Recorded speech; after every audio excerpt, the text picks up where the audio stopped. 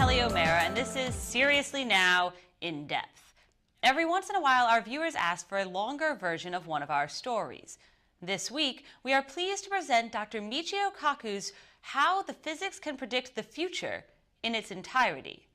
This speech was given at the Hillside Club in Berkeley last February, and we'd like to thank KPFA and Dr. Kaku for allowing us the opportunity to bring you this valuable talk.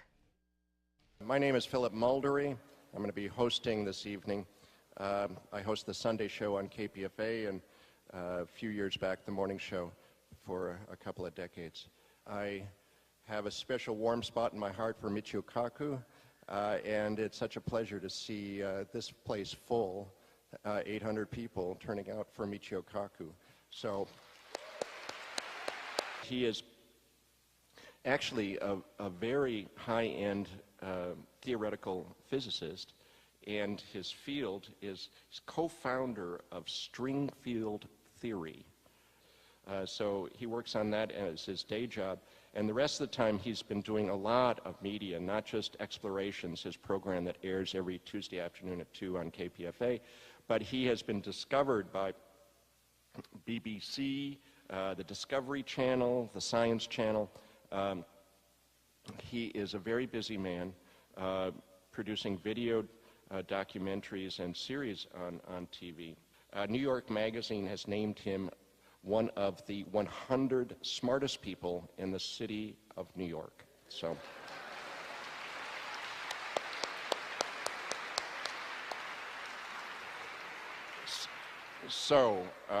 with no further ado, here he is, Professor Michio Kaku. Well, after such a great introduction, I can't wait to hear the speaker myself. First, I have a confession to make. Yes, it's true. New York Magazine voted me as one of the 100 smartest people, but in all fairness, I have to admit that Madonna also made that same list. And next year, I understand that Lady Gaga is going to push me off the list entirely. Okay? Well, today we're going to talk about predictions. I've had a chance to interview over 300 of the world's top scientists for Exploration on KPFA. And let me say that without KPFA, without the work of Phil and many other tireless workers, none of this would be here. So let's give KPFA a big hand.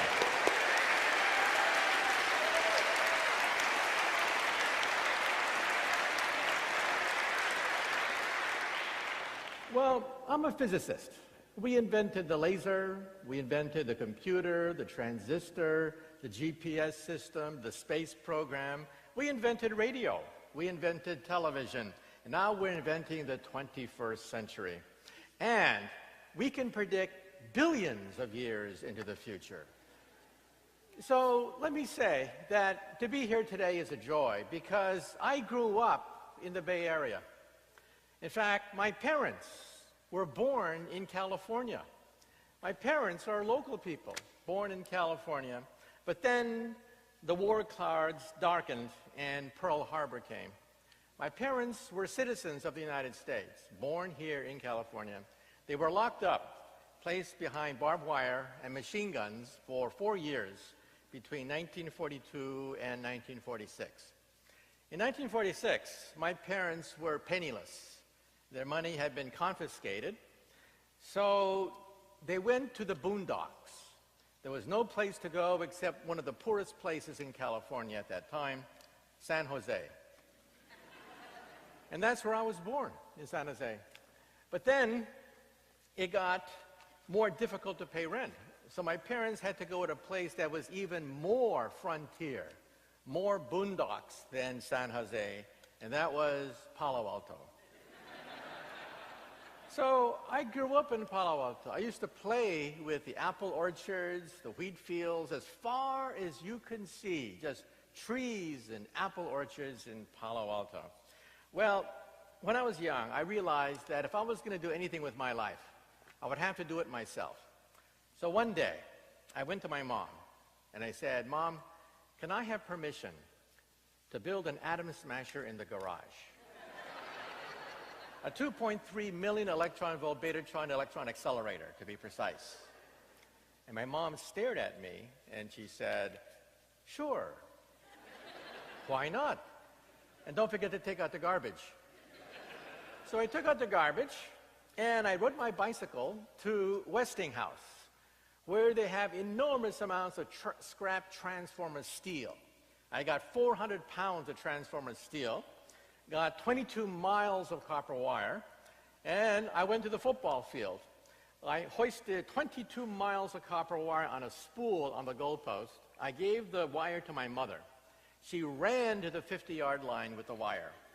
She gave it to my father, who then ran to the other goalpost. And over Christmas, we built a 22-mile, 20,000 Gauss magnetic field. It was so powerful that if you were to walk next to my magnet, it would pull the fillings out of your teeth. Finally, it was ready. It consumed 6 kilowatts of raw power. I closed my eyes, closed my ears. I turned on my power, my atom smasher. I heard this crackling sound as 6 kilowatts of power surged into my machine. And then I heard this pop, pop, pop sound as I blew out all the fuses in the house. Every time my mom would come home, the fuses would be out. She'd say, "Okay, where's the fuse box?" And then she must have said to herself, "Why couldn't I have a son who plays baseball? Maybe if I buy him a basketball. And for God's sake, why can't he find a nice Japanese girlfriend? Why does he have to build these machines in the garage?" Well, I went to San Francisco for the National Science Fair. I won grand prize. And then off I went to Albuquerque, New Mexico for the National Science Fair. And then I met a physicist there who actually changed my life. There was a physicist there who was very interested in young scientists, recruiting young scientists. He helped to work on the atomic bomb, in fact. His name was Edward Teller. He lived in Berkeley. Edward Teller, father of the hydrogen bomb, took an interest in me, and he knew immediately what I was doing. I was working with antimatter. I had photographed tracks of antimatter in a clown-chamber picture. He immediately knew what I was doing, offered me a 4-year scholarship to Harvard, and off I went to start my career. But you know, in life, nothing's for free. After 4 years, Edward Teller comes up to me and says, "Look, we have a position open for you at MIT, Los Alamos, or the Livermore National Laboratories. We want you to design hydrogen warheads. Hydrogen warheads for the United States military." And I thought to myself, and he said, "Nah, designing warheads wasn't my thing. In fact, scientifically, I wanted to work on something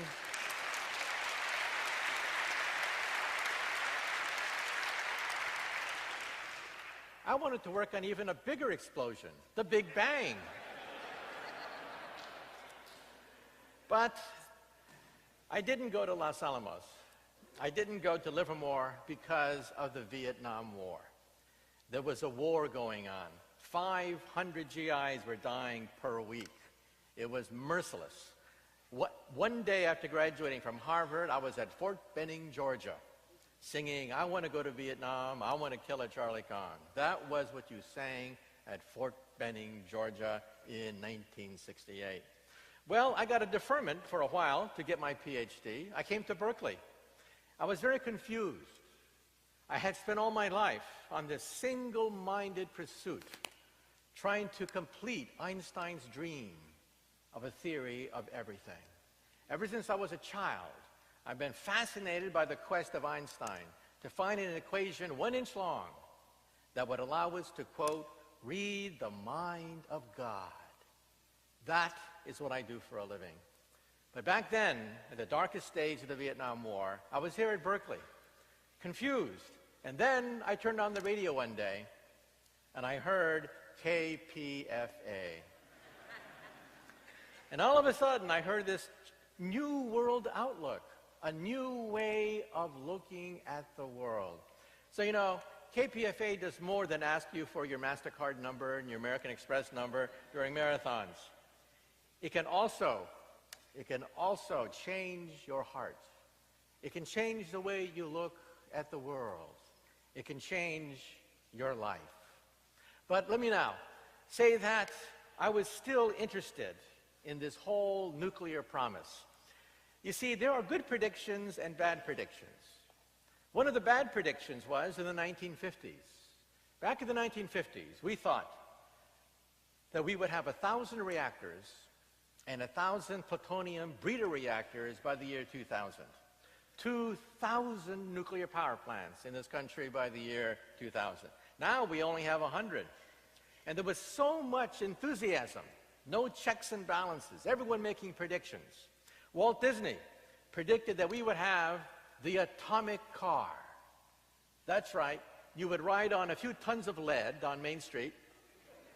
There'd be a nuclear power plant in your trunk compartment. No one asked what would happen if there was road rage. And somebody rear-ended you, and you had a meltdown on Main Street. We didn't ask those questions in the 50s. And then, I was very proud. One day, I found the blueprint for the atomic toaster. That's right, the atomic toaster. It had a plutonium-238, converted radiation into heat and electricity, guaranteed to toast your bread for 20,000 years, long after you've turned to dust. Years later, I actually spoke at Sandia Laboratories in Albuquerque, New Mexico, where we design hydrogen warheads. And a nuclear physicist came up to me, very sheepish, and he said, "You know, Professor, that was my design. I designed the atomic toaster." And he never got over it, never got over that. But back in the 50s, people bought into it because there was this huge propaganda going on in the 50s. Basically, they said three things. First, radiation is good for you. Radiation is good for you because you can save on your electric bill, because it'll be too cheap to meter. That's right, we'll all glow in the dark, so you can read the newspaper all by yourself at night and shut off the lights. Second, the ad said, radiation is good for you because it helps to speed up evolution. Yes, we wouldn't be here if it wasn't for radiation separating us from the apes. Well, personally, I think there's some Neanderthals in the nuclear industry whose evolution should be speeded up. And then third, they said in the 50s, the sun itself, don't be afraid, the sun itself is a nuclear power plant. And that's exactly right. In fact, it is the only safe nuclear power plant because it is 93 million miles away. A very safe distance to be.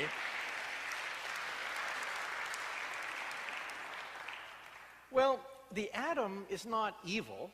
It's not that the atom is evil. It's that nuclear energy is an unfinished technology. Look at the nuclear waste problem. President Barack Obama has canceled the Yucca Mountains nuclear waste dump. There's no place to put nuclear waste. So what do we have? In the United States, we have the biggest case of nuclear constipation in the world. All this nuclear waste backing up at all these nuclear sites.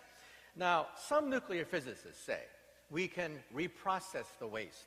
We can extract usable material from the nuclear waste. And it's relatively safe. In fact, one physicist has challenged Ralph Nader to an eating contest. This physicist will eat as much reprocessed nuclear waste as Ralph Nader will eat of concentrated nicotine. Eat nuclear waste. I call this the gourmet school of nuclear waste disposal. And friends, we have finally found a solution to the nuclear waste problem. Feed it to those physicists who think that it's so safe that you can eat nuclear waste. Well, in California, we have two nuclear power plants, one in Diablo Canyon near San Luis Obispo, but one outside San Diego, right near Los Angeles, the San Onofre nuclear power plant. I did some research about the San Onofre plant. There are two units there. They were supposed to be carbon copies of each other, but when they built it, they read the blueprint wrong.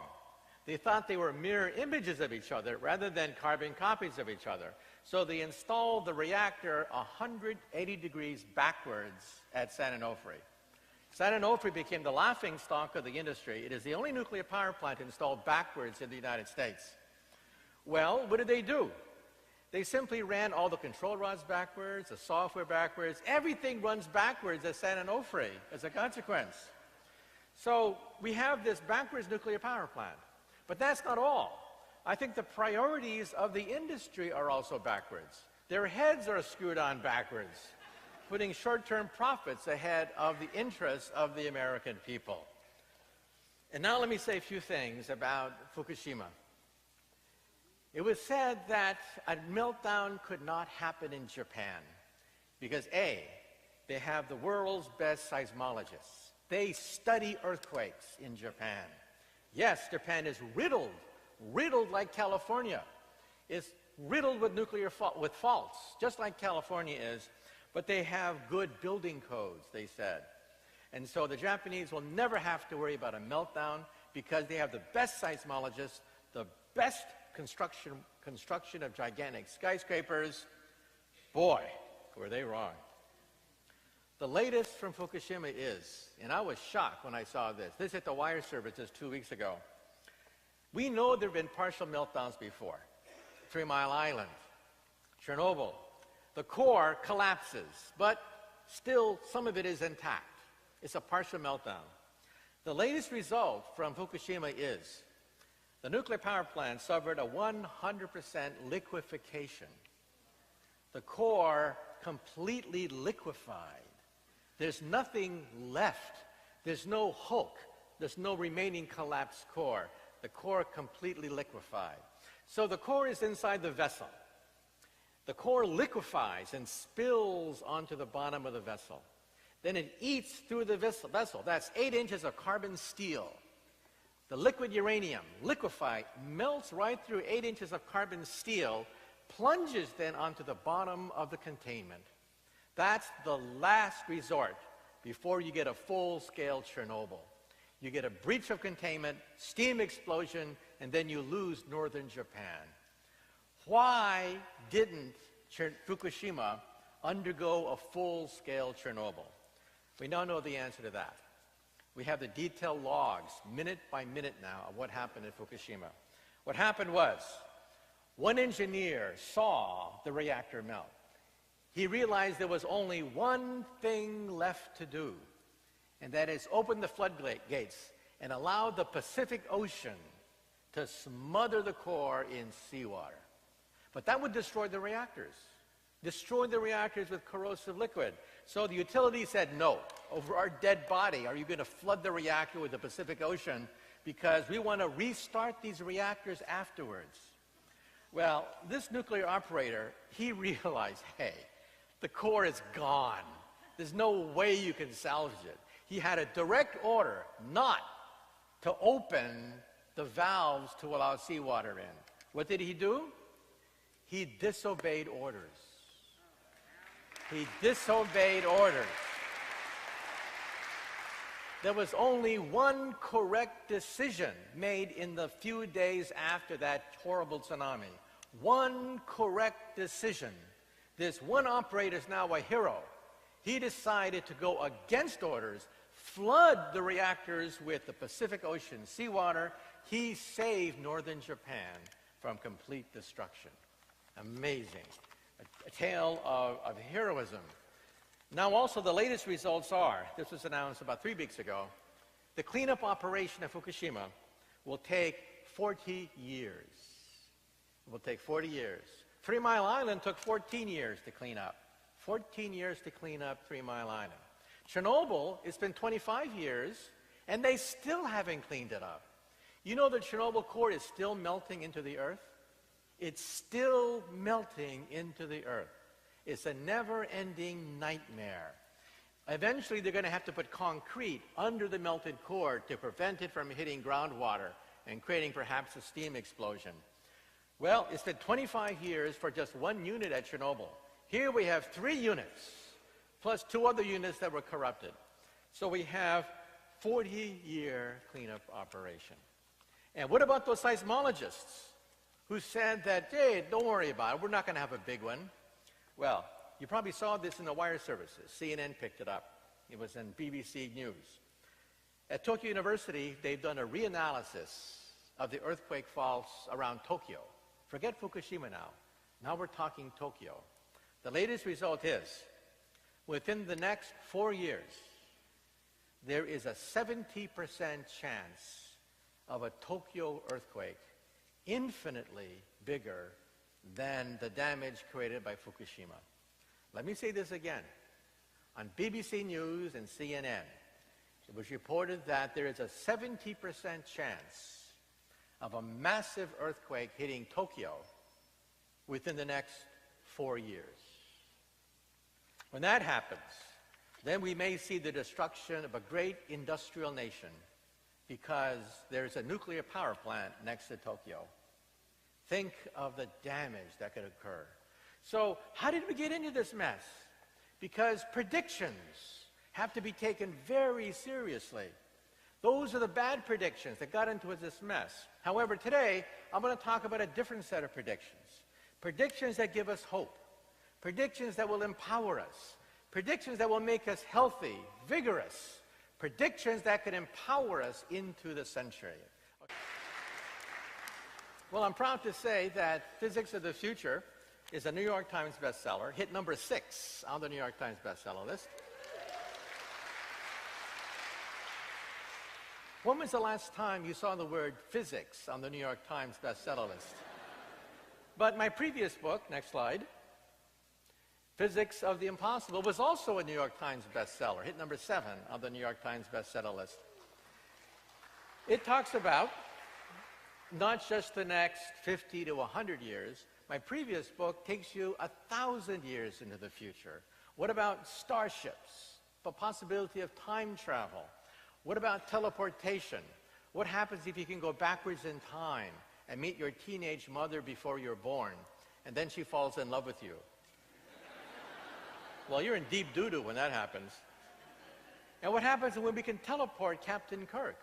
And then we have this carbon copy of Captain Kirk over there. Same expressions, same jokes, selling Priceline too. So that's Physics of the Impossible, my previous book. But let's move on. Some people say, why science? Why is science so important? Well, science is ultimately the source of wealth. Yes, workers create wealth. Yes, entrepreneurs create wealth. But ultimately, all wealth can be traced to science. And so the question is, well, why did we have the crash of 2008? If we're going to be predicting 50 years into the future, can we predict the past? There we go. Great. I knew we'd get it. So the question is, why did we have the crash of 2008? Well, millions of words have been written about it. Let's take a look at it from the point of view of science. What does science say about the crash of 2008? Well, first of all, science is the origin of wealth. But wealth creates bubbles. Tremendous wealth unleashed by the Industrial Revolution creates bubbles. Money is restless. Capitalists are restless. Money has to go someplace, and it goes into a bubble. And when the bubble pops, you get a depression.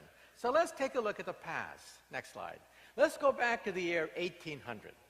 In the year 1800, we physicists worked out the thermodynamics of steam engines. We could predict with mathematical accuracy the output of a locomotive. So that created the Industrial Revolution. All of a sudden, we had steam power generating textile mills, locomotives, machines, factories. That created the wealth of the Industrial Revolution. But that wealth had to go someplace.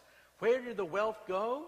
It went to locomotive stocks on the London Stock Exchange. A huge bubble began to appear on the London Stock Exchange as everyone was speculating in railroad stocks. It was unsustainable. The bubble popped in 1850, creating the first of a series of big crashes of capitalism. In fact, this is the birth of Marxism. Marxism is a direct outgrowth of the crash of 1850 as theorists began to ask the question, what happened? Why did we have this crash and so much human suffering? Next slide. Well, we physicists worked out the thermodynamics of steam power. But then we were restless. We worked out the dynamics of electricity. The dynamics of electricity and also the automobile. That created enormous wealth at the turn of the last century. Utility stocks, automobile stocks went right through the roof. A bubble occurred. A huge bubble occurred 80 years after the crash of 1850. And that bubble went into the American Stock Exchange, and it popped in 1929. Next slide. So the crash of 1929 was a carbon copy of the crash 80 years before, the crash of 1850. Well, you'd think we'd learn something there, right? But oh no, the capitalists took advantage of the next invention that we physicists created. Bigger than steam power, bigger than electricity, and that is the transistor, the laser, and high technology. Next slide. 80 years later, almost to the dot, another bubble forms on, this time, the real estate market, created by the vast wealth created by high technology, GPS, the space program, MRI scans, television, radio, telecommunications, all of it created by physicists. That bubble popped just a few years ago. 80 years apart. 1850, caused by the power of steam. 1929, created by electricity and the steam and the gasoline-fired motor. And then 2008, wealth created by high technology. Next slide. So the next question that we're going to ask today is, what is the fourth wave? The first wave was steam power, which gave us the crash of 1850 and the birth of Marxism. The second wave was electricity, and that gave us the crash of 1929. The third wave was high technology. That crashed just a few years ago. What is the fourth wave? Well, we think the fourth wave is going to be a combination of biotech, artificial intelligence, and nanotechnology. And if this is true, we'll probably have another crash 80 years from now. So your grandkids may see another crash in the year 2090. Next slide. So let's now talk about Moore's Law. Moore's Law is a prediction that extends, we think, to the next 10, 20 years. For the past 50 years, computer power has been doubling every 18 months. Today, if you get a birthday card in the mail, you open it up, and it sings happy birthday to you. You open it up, and it sings happy birthday to you. There's a chip. There's a chip in that birthday card. That chip has more computer power than all the Allied forces of 1945. Hitler, Stalin, Churchill, Eisenhower would have killed to get that chip. And what do you do with that chip? You throw it away in the garbage. When I see the pictures, 1969, of sending men to the moon, your cell phone today has more power, more computer power than all of NASA in 1969, right in your cell phone. And when I see these old videos, I see 64K processors used by NASA back then. Oh my God, 64K I wouldn't go in that tin can. You're not going to put me in a moon rocket being backed up by 64K processors. They only belong in a museum piece. Okay, that's how powerful your cell phone is. Next slide. So we physicists helped to assemble the internet. Now the internet could have been Big Brother. It could have been a force of repression because it was designed to fight a nuclear war. We physicists were given a direction from the Pentagon. Create a warfighting device that would allow us to maintain control during a nuclear war. That's why the internet has no road signs, no sensor, no nothing. It's just an open road. It could have become Big Brother. But then in 1989, something magical happened, absolutely earth-shaking. In 1989, the National Science Foundation gave the internet away for free. All the codes, all the passwords, all the networks, they just gave it away in 1989 because the Soviet bloc had broken up. So today, the internet is no longer male-dominated. It's not about dominating. It's not male-dominated. The internet today is basically female. It's about touching people. It's about reaching out. It's about empowering people. It's about democracy. So this force that could have been used to create a big brother instead has unleashed the power of democracy. Next slide. So where are we going to find the internet of the future? Well, let's look at some of the gadgets that you will have in the future. In the future, you will have the internet, for example, everywhere, including your wristwatch and your eyeglasses. This is coming very fast. Google already has prototypes about to be marketed. You will put on your glasses, and the glasses will recognize people's faces. So how many times have you bumped into somebody and you say, I know this person. Who is this person? Jim, John, I know this person, right? In the future, your glasses will say, it's Jim, stupid. You met him last year. This is the 5th time I've had to remind you that it's Jim, your old friend. And look, these glasses could be really useful. Let's say you're looking for a job. Everyone's looking for a job these days, right? You're at a cocktail party. You don't know who the heavy hitters are. In the future, you will know exactly who to suck up to at any cocktail party. You'll always know who you're looking at. Next slide. And eventually, children will love this technology. They're going to have internet glasses because all their friends have it. You realize that children are one of the great motivating forces behind computer technology. Not so much the Pentagon. The Pentagon used to be the main driving force behind chips. Now, it's children. Because video games is bigger than all of Hollywood. Let me repeat. Video games are bigger than all Hollywood movies put together.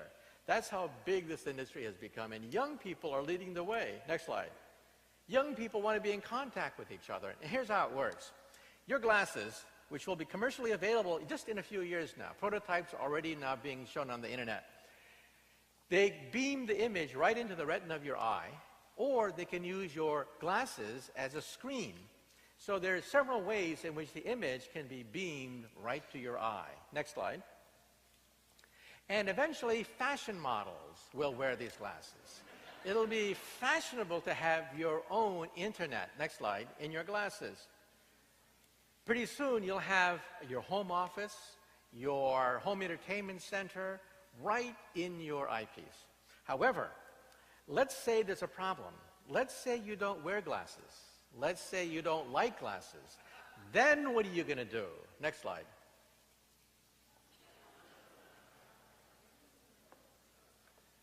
We will put the internet and the knowledge of the entire planet Earth in your contact lens.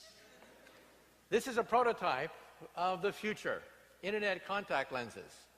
You blink and you go online. And who will be the first to buy these? Berkeley students studying for final examinations. They will blink, and all the answers will be right in their contact lens. This means that we professors have to stress concepts and principles rather than the parts of a flower or the chemical elements. You'll get that just by blinking, okay? Who's the second person to buy these internet contact lenses? President Barack Obama, so that he won't have to use teleprompters anymore. Politicians, actors, actresses, they will never flub a line in the future. Who else will buy these contact lenses? Tourists. When you go to Rome today, thinking you're going to see the remnants of the Roman Empire, it's a big disappointment. There's almost nothing left of the Roman Empire. But as you walk through the ruins, you will see the entire Roman Empire resurrected right in your contact lens. This is going to be the future. You will live in something called the Matrix. Next slide. Your home entertainment center, just by blinking. Your home office. Virtual worlds. Next slide. This has a name, by the way. The name is called augmented reality. This is how we will live in the future. Things will be described for you, annotated. You'll know who you're talking to. And if they talk to you in Chinese, your contact lens will translate from Chinese into English.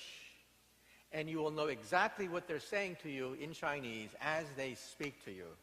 So if you're in Rome arguing with a merchant to get the cheapest price, he'll talk to you in Italian, you'll talk to him in English, and you'll have a very good conversation, okay, via your contact lens. Now, you've seen this before. You've seen augmented reality before in a Hollywood movie. Where have you seen this before? Next slide. This is the former governor of our state in a very bad mood. This, of course, is the Terminator robot. The Terminator sees everything through augmented reality.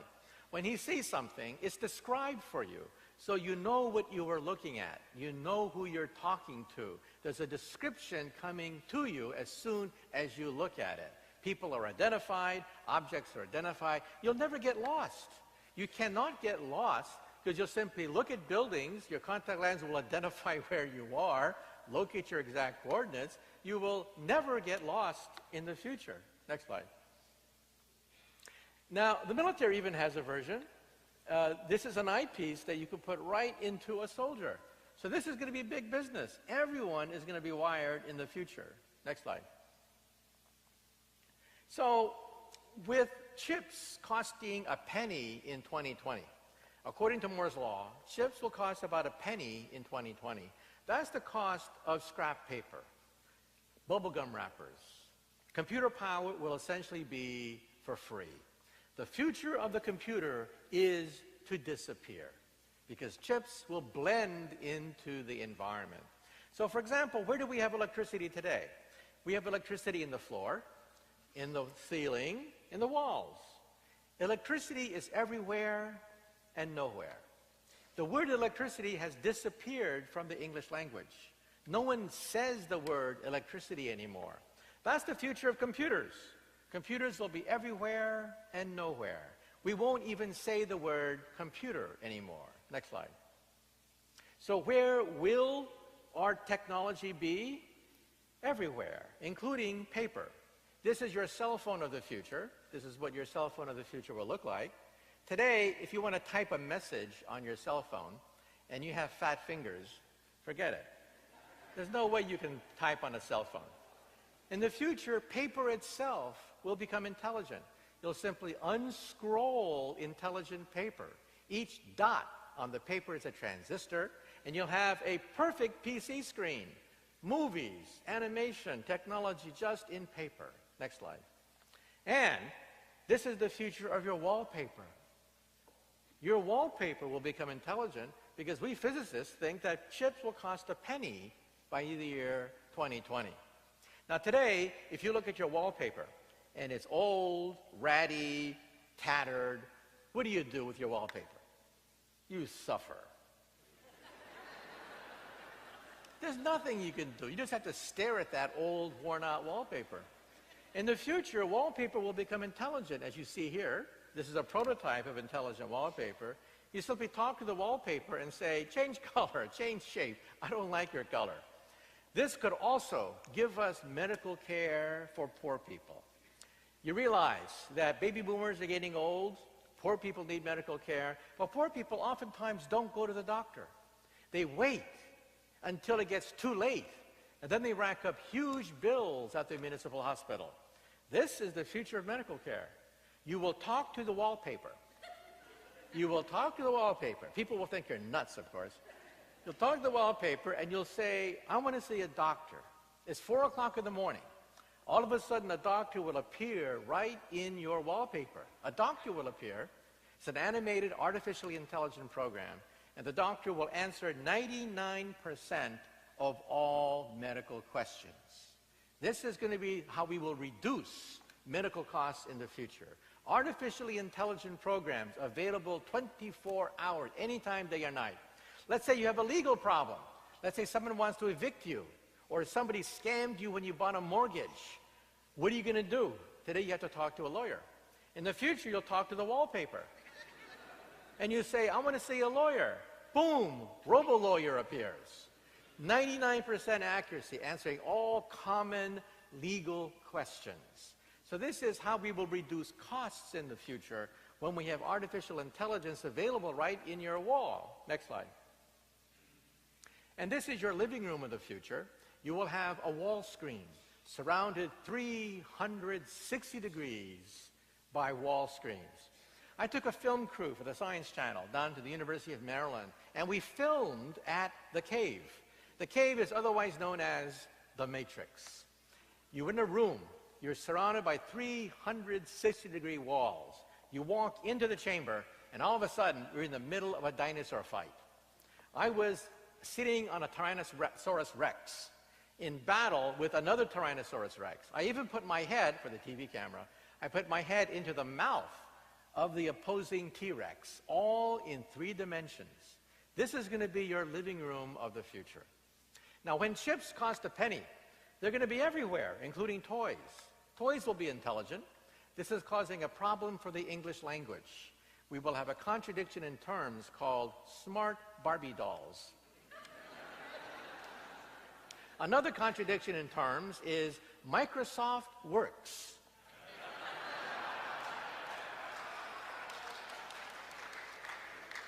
That is also a contradiction in terms. So this technology that surrounds you everywhere, some people say, well, it's kind of intimidating. I mean, it's cold, it's mechanical. But you realize that if you went to a nursing home 15 years ago, it was very sad visiting a nursing home. People would just dump their mothers and fathers to a nursing home, just waiting for them to die, nothing to do in a nursing home. It was very sad. If you visit a nursing home today that's all wired up, things are popping at nursing homes. Everyone's wired up. They play bridge games with somebody in Russia, somebody in Australia. Hobbyists can talk to hobbyists from around the world because the internet is basically female. It's about touching people. So old people love the internet. Also, young people. Let's say you're at Berkeley and it's Friday night and you have no date.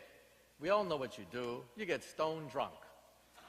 In the future, you simply go to the wall and say, "Mirror, mirror on the wall, who's available tonight?"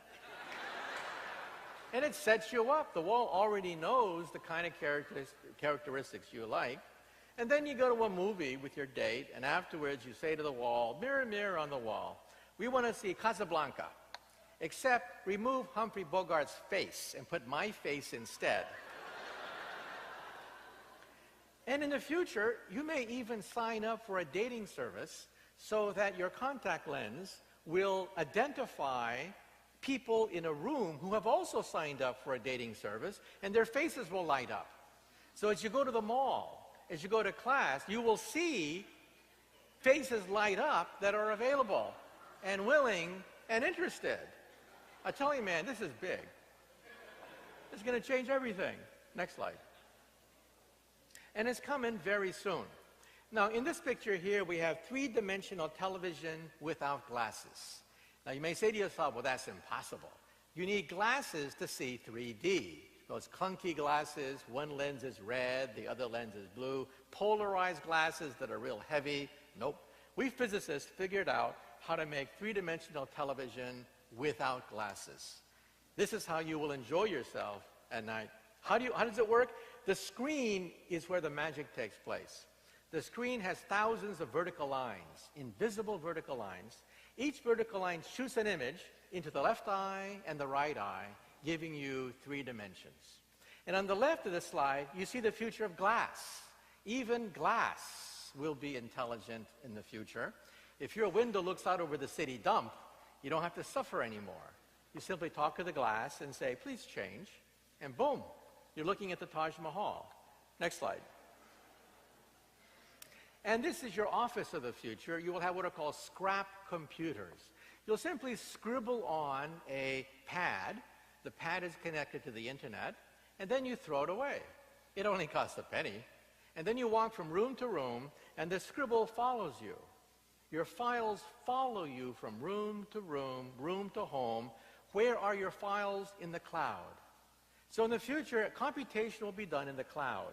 And you will pay a monthly cloud bill, just like you pay a monthly electricity bill. So how do we pay for electricity? We meter electricity. We don't see electricity. It's everywhere and nowhere. That's how computer power you will pay for. Computer power will be everywhere and nowhere. You'll talk to it, it'll talk back to you, and you simply pay a monthly bill to the cloud. Next slide. And you see here your cubicle of the future. Beautiful surround screens that give you three-dimensional images. This is your cubicle of the future. It's so beautiful that you will never get any work done in the future. Next slide. And this is your car of the future. Google has said that in 8 years' time, they hope to market the driverless car. Cars without a driver. Next slide.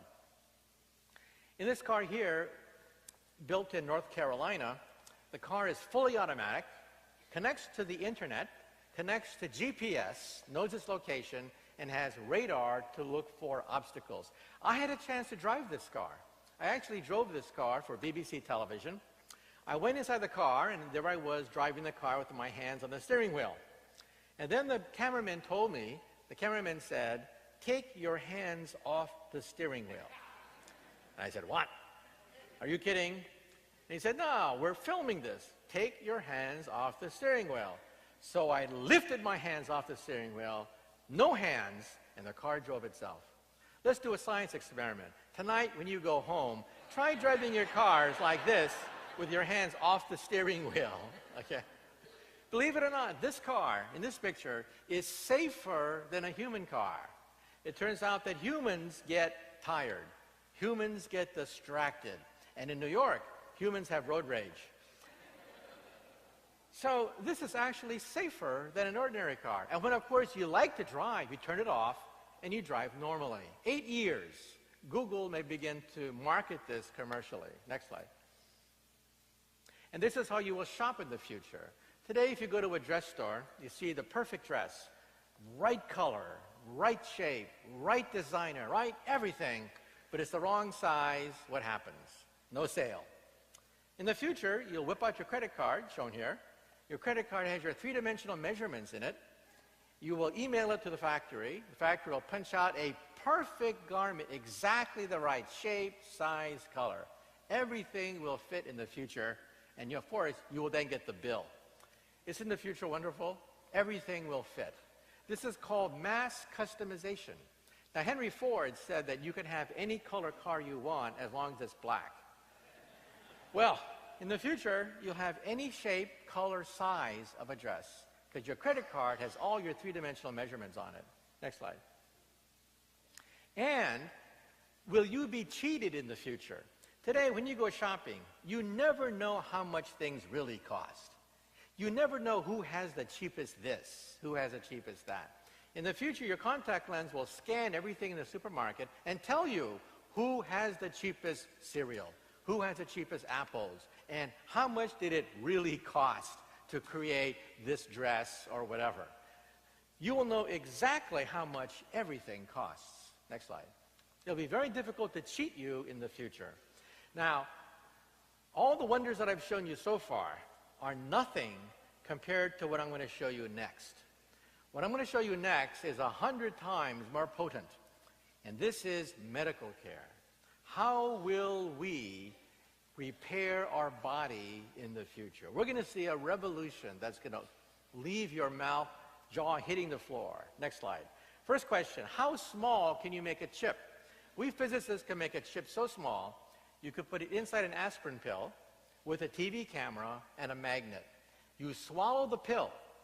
The pill photographs the insides of your body. You guide it with a magnet, because we all know what middle-aged men fear the most, the C word, colonoscopy. Well, this gives new meaning for the expression, Intel inside. You will literally have Intel inside. Next slide. And this could be the cure for cancer. When you have cancer, it's a horrible process getting chemotherapy because normal cells are killed along with healthy cells.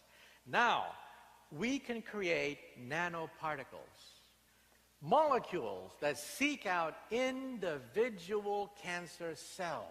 This is big. This is real big. It's going testing now. It's undergoing testing in Washington at Bethesda, Maryland, at the National Institutes of Health. Nanoparticles that seek out individual cancer cells and kill them. 90% efficient in one test. This is not science fiction anymore. We've actually created molecules that seek out, home in on individual cancer cells, leaving ordinary cells intact. And in the next slide, we will see the final cure for cancer. Ladies and gentlemen, look at the next cure for cancer. It's your toilet. Your toilet will have a chip in it. Next slide. That chip will recognize individual genes and proteins emitted from maybe 100 cancer cells before it forms a tumor. Today, if you feel a lump in your breast, it's too late. It's really too late. They don't tell you this, but you have 10 billion cancer cells growing in your body. Surgery is required immediately. In the future, this chip in your toilet will pick up fragments of DNA, proteins, enzymes from a cancer colony of 100 cells 10 years before a tumor forms. The word tumor could disappear from the English language. One of the greatest killers of humanity may be vanquished by the same technology by which we etch transistors.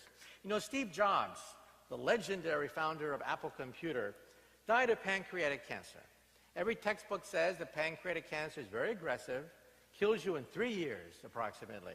Well, the genes for pancreatic cancer were sequenced just a few months ago, and we were shocked to find that all the textbooks were wrong. We now know that pancreatic cancer takes 20 years to grow. Almost 20 years to grow.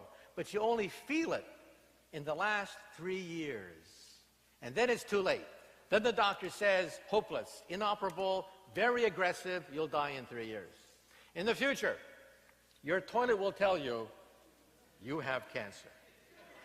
And every fan of Star Trek knows that there's something called the tricorder. The tricorder is a handheld device that allows you to diagnose any disease. Well, most scientists, when they saw Star Trek, said, no way. How can you build a tricorder? Impossible. Next slide. Well, believe it or not, we think we can build a tricorder.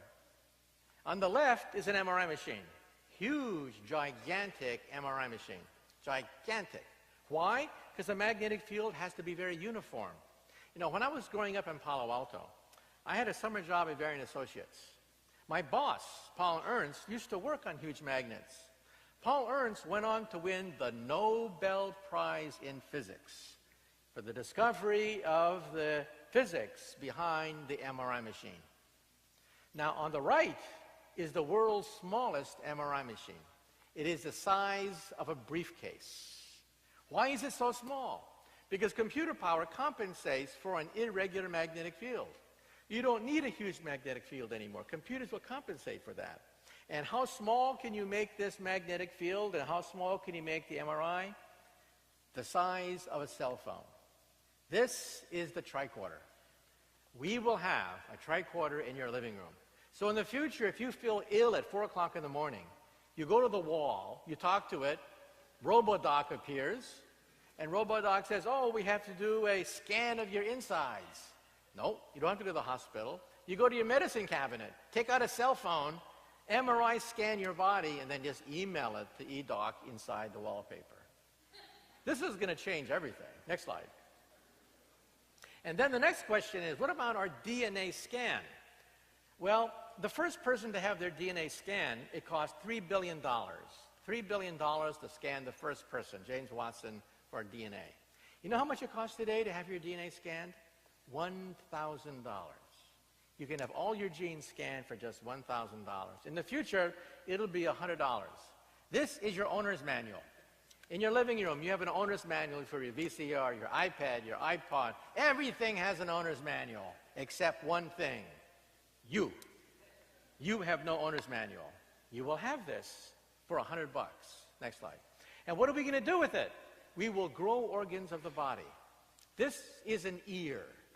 It's an ear made out of plastic.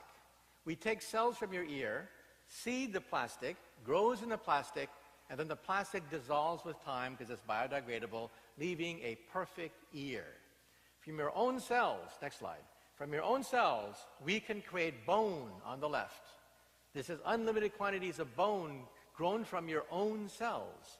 On the right is cartilage, noses and ears. Next slide. We can also grow bladders. Whole bladders we can grow.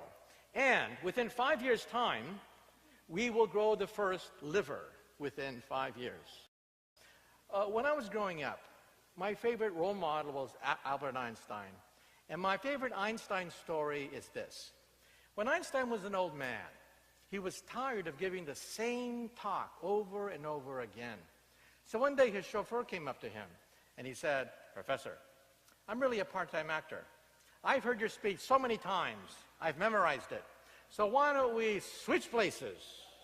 I will put on a mustache and a beard, a mustache and a wig. I will be the great Einstein, and you can take a rest and be a chauffeur." Well, Einstein loved the joke, so they switched places. And the chauffeur gave brilliant talks until one day in the back, a mathematician asked a very difficult question. And Einstein thought, oh, the game is up. But then the chauffeur said, "That question is so elementary that even my chauffeur here can answer it for you." So thank you so much. You've been a great audience.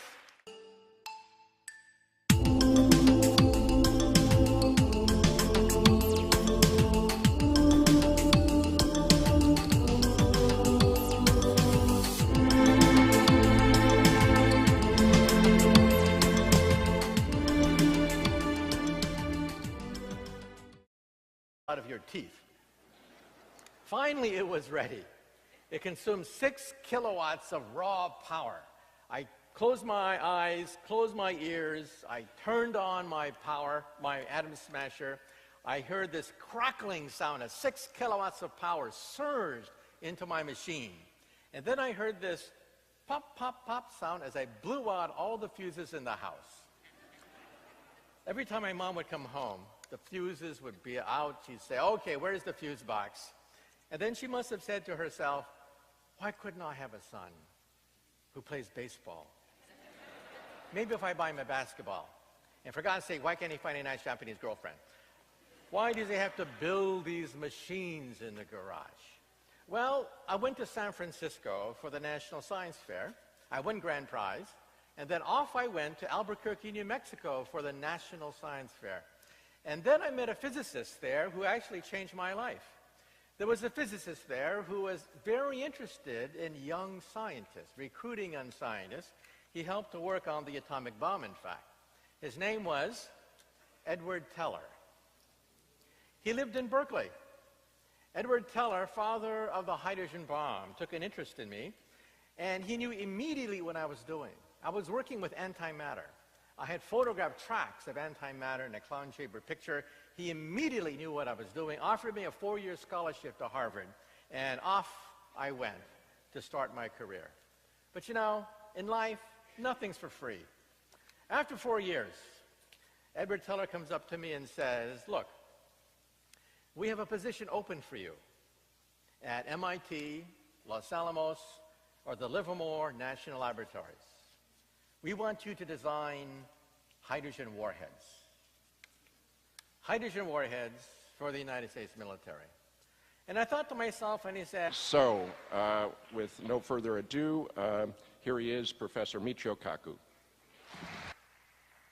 Well, after such a great introduction, I can't wait to hear the speaker myself. First, I have a confession to make. Yes, it's true. New York Magazine voted me as one of the 100 smartest people, but in all fairness, I have to admit that Madonna also made that same list. And next year, I understand that Lady Gaga is going to push me off the list entirely. Okay? Well, today we're going to talk about predictions. I've had a chance to interview over 300 of the world's top scientists for exploration on KPFA. And let me say that without KPFA, without the work of Phil and many other tireless workers, none of this would be here. So let's give KPFA a big hand.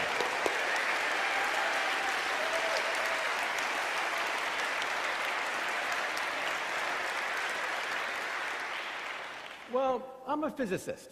We invented the laser, we invented the computer, the transistor, the GPS system, the space program. We invented radio, we invented television, and now we're inventing the 21st century.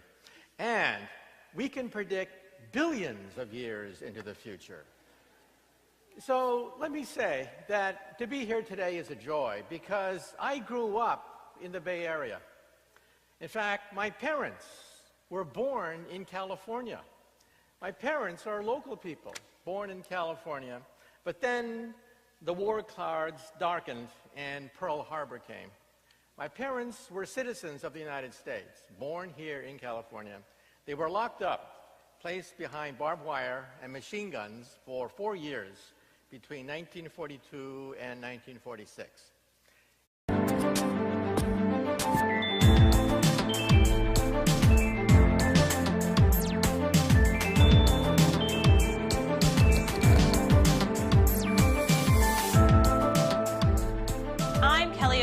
This is Seriously Now, In Depth. Every once in a while, our viewers ask for a longer version of one of our stories. This week, we are pleased to present Dr. Michio Kaku's How the Physics Can Predict the Future in its entirety. This speech was given at the Hillside Club in Berkeley last February, and we'd like to thank KPFA and Dr. Kaku for allowing us the opportunity to bring you this valuable talk. My name is Philip Muldery. I'm going to be hosting this evening. I host the Sunday show on KPFA and a few years back the morning show for a couple of decades. I have a special warm spot in my heart for Michio Kaku, and it's such a pleasure to see this place full, 800 people turning out for Michio Kaku. So he is actually a very high-end theoretical physicist, and his field is he's co-founder of string field theory. So he works on that as his day job, and the rest of the time he's been doing a lot of media, not just Explorations, his program that airs every Tuesday afternoon at 2 on KPFA, but he has been discovered by BBC, the Discovery Channel, the Science Channel. He is a very busy man, producing video documentaries and series on TV. New York Magazine has named him one of the 100 smartest people in the city of New York. So.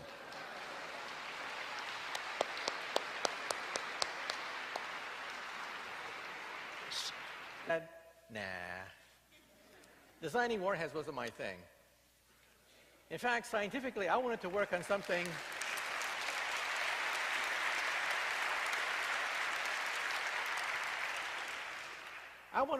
even a bigger explosion, the Big Bang.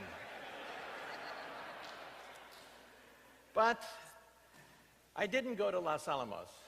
I didn't go to Livermore because of the Vietnam War. There was a war going on. 500 GIs were dying per week. It was merciless. One day after graduating from Harvard, I was at Fort Benning, Georgia, singing, "I want to go to Vietnam, I want to kill a Charlie Kong." That was what you sang at Fort Benning, Georgia in 1968. Well, I got a deferment for a while to get my PhD. I came to Berkeley. I was very confused. I had spent all my life on this single-minded pursuit, trying to complete Einstein's dream of a theory of everything. Ever since I was a child, I've been fascinated by the quest of Einstein to find an equation 1 inch long that would allow us to, quote, read the mind of God. That is what I do for a living. But back then, at the darkest stage of the Vietnam War, I was here at Berkeley, confused. And then I turned on the radio one day, and I heard KPFA. And all of a sudden, I heard this new world outlook, a new way of looking at the world. So, you know, KPFA does more than ask you for your MasterCard number and your American Express number during marathons. It can also change your heart. It can change the way you look at the world. It can change your life. But let me now In 1946, my parents were penniless. Their money had been confiscated, so they went to the boondocks. There was no place to go except one of the poorest places in California at that time, San Jose. And that's where I was born, in San Jose. But then it got more difficult to pay rent. So my parents had to go to a place that was even more frontier, more boondocks than San Jose, and that was Palo Alto. So I grew up in Palo Alto. I used to play with the apple orchards, the wheat fields, as far as you can see, just trees and apple orchards in Palo Alto. Well, when I was young, I realized that if I was going to do anything with my life, I would have to do it myself. So one day, I went to my mom, and I said, "Mom, can I have permission to build an atom smasher in the garage?"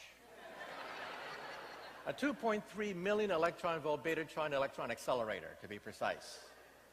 And my mom stared at me, and she said, "Sure. Why not? And don't forget to take out the garbage."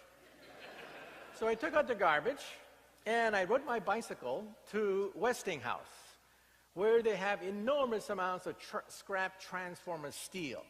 I got 400 pounds of transformer steel, got 22 miles of copper wire, and I went to the football field. I hoisted 22 miles of copper wire on a spool on the goalpost. I gave the wire to my mother. She ran to the 50-yard line with the wire. She gave it to my father, who then ran to the other goalpost. And over Christmas, we built a 22-mile, 20,000 Gauss magnetic field. It was so powerful that if you were to walk next to my magnet, it would pull the fillings